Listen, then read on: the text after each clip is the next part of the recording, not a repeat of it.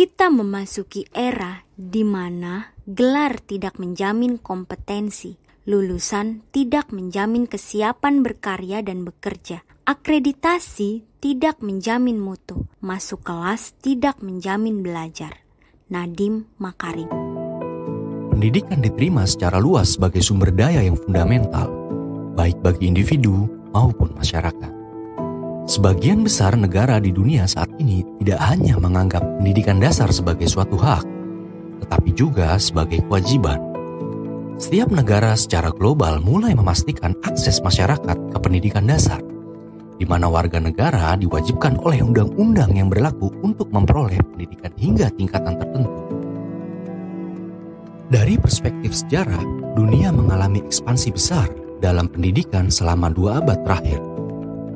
Hal tersebut dapat dilihat dari tingkat melek huruf global yang terus meningkat selama 2 abad terakhir. Terutama ditandai dengan peningkatan angka pendaftaran di pendidikan dasar.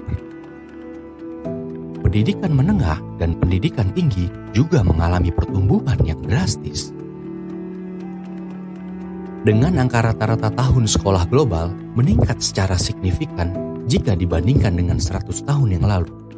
Dikutip dari Rosser dan Ortiz Ospina 2016. Sistem pendidikan konvensional pada zaman dahulu berbeda dengan zaman sekarang, terutama di era industri 4.0. Pendidikan zaman dahulu dianggap memaksakan, metode pengajaran yang bersifat menyamaratakan siswa tanpa mempertimbangkan kepribadian dan kemampuan siswa yang beragam.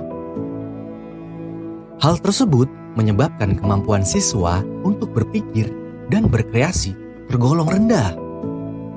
Dikutip dari Stephenson 1991.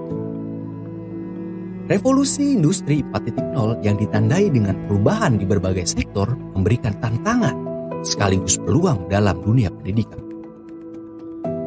Perubahan tersebut berdampak pada sistem pembelajaran yang bertujuan untuk menghasilkan lulusan pendidikan tinggi yang berdaya saing. Agenda 2030 untuk pembangunan berkelanjutan atau SDGs dengan jelas mencerminkan visi tentang pentingnya respons pendidikan yang tepat. Pendidikan dirumuskan dalam tujuan pembangunan berkelanjutan keempat, yaitu pendidikan yang berkualitas. Pendidikan untuk pembangunan berkelanjutan membutuhkan pergeseran dari pengajaran konvensional menuju pembelajaran aktif berbasis teknologi. Perubahan tersebut membutuhkan pedagogi transformatif yang berorientasi pada tindakan yang mendukung pembelajaran mandiri, partisipasi, dan kolaborasi. Pembelajaran yang berorientasi masalah, kerjasama antar transdisipliner, serta menghubungkan pembelajaran formal dan informal. Melalui pendekatan pedagogis tersebut, akan tercapai pengembangan kompetensi utama yang diperlukan untuk mempromosikan pembangunan berkelanjutan. Di Indonesia sendiri, pendidikan berperan penting dalam meningkatkan kualitas dan daya saing sumber daya manusia.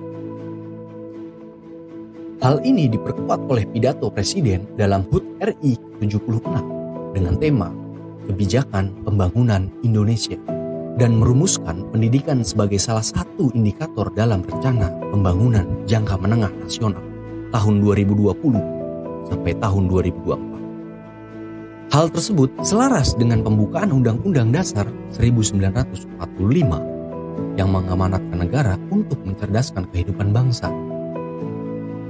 Pernyataan tersebut dipertegas pada pasal 31 ayat 1 yang menyebutkan bahwa tiap-tiap warga negara berhak mendapatkan pengajaran.